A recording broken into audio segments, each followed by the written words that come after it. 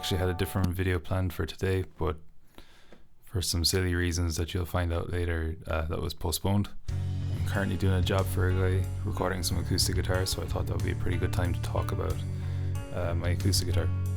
This is a Sigma DMC-15E single cutaway dreadnought style acoustic guitar. It is completely made of mahogany top, back and sides, everything.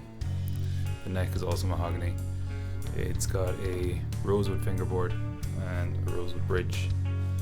I think it's a Tusk saddle. There's a Fishman Isis.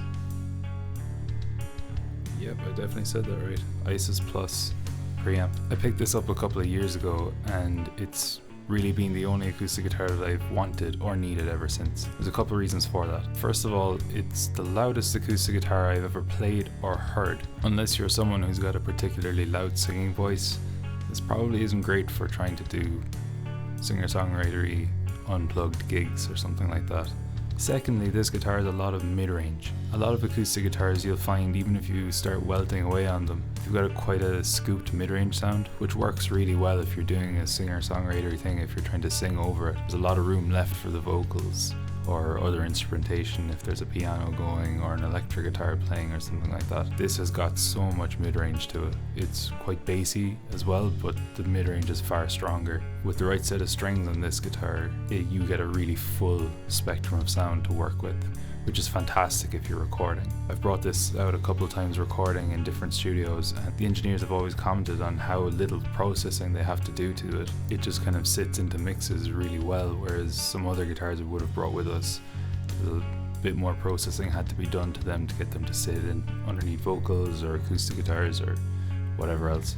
That's another thing about this guitar that I found is it's really particular with the strings you use. It hates phosphor bronze strings for some reason. They really don't sound good on this. They tend to be a lot bassier, a lot boomier. You don't get any clarity, you just get a lot of boominess. When you put regular bronze strings on it, like say 80-20, the mid-range just opens up a lot more. You get more definition in the high end, and the guitar itself does the work in the low end, provides that kind of bassiness, whereas the strings are just kind of focusing on the mid-range and the high end. I've been using the Ernie Ball 80-20 Earthwood strings on this for a couple of years now, and they've by far and away been the loudest, clearest, most present sounding strings that I've put on these. They also last for ages. Until today I hadn't picked this up in, I don't know, maybe 3-4 months. The guitar was still in tune. The strings were still really lively and bright sounding. They weren't gone dead. The setup on this guitar is also really nice. It still plays like an acoustic guitar, but it's got relatively low action compared to some other guitars in that kind of €350 price range, which makes it really easy to play. You can really get up on the neck, up on the higher frets on this and still be pretty comfortable. I used to play lead acoustic in gigs when I was younger, and it was absolutely no problem with a set of lighter acoustic strings to get right up on the higher frets here. The preamp in this guitar is pretty okay sounding.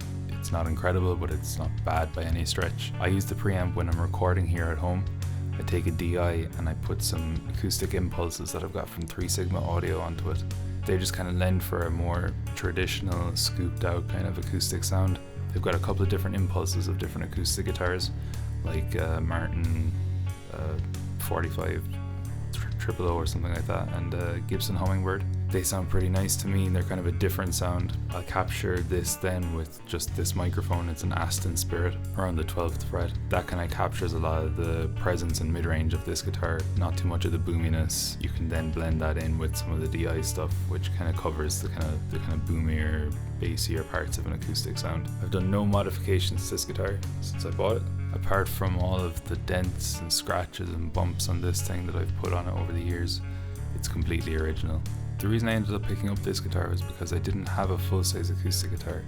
I only ever had the 3/4 size ones that I learned to play on when I was a young kid. What drew me to this guitar was the colour. It reminded me of John Frusciante's acoustic guitar, the Martin that he uses. I know it's not the same shape, but it was the mahogany that drew me to it. And as soon as I started playing it, it sounded really unique. That mid-range and presence in it really jumped out to me, and how loud the guitar was too. There's not really much more to say about this. It's fairly simple and straightforward, and that's kind of the charm of it, really. I won't do a full mix on this one because I think it would kind of take away from this guitar. So I'm just going to play out on some of the stuff I was kind of working on recently. Thanks for watching.